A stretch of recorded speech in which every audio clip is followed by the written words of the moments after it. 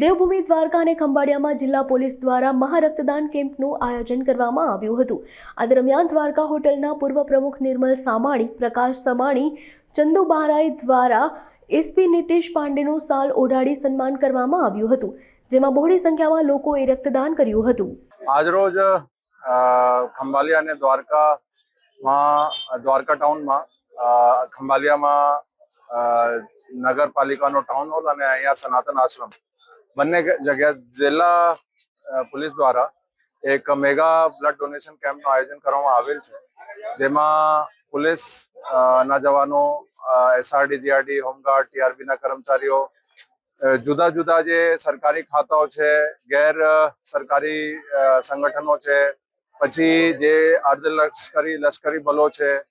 અને જુદા જુદા કાસ્ટ અને જે ધર્મોના અલગ અલગ આગેવાનો કોન્ટેક્ટ કરીને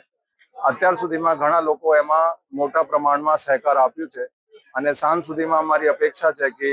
મોટામાં મોટા બ્લડ ડોનેશન કેમ્પનું આયોજન થશે। બસ અહીંયા દેવભૂમિ દ્વારકા જિલ્લામાં ઘણા વર્ષોથી અહીંયા કામ કરું છું, તો ભગવાન દ્વારકાધીશની પ્રેરણાથી એ સેવાભાવ આવ્યું હતું અને ઘણા દિવસોથી મન હતું કે એવા કોઈ મોટું આયોજન કરવામાં આવે।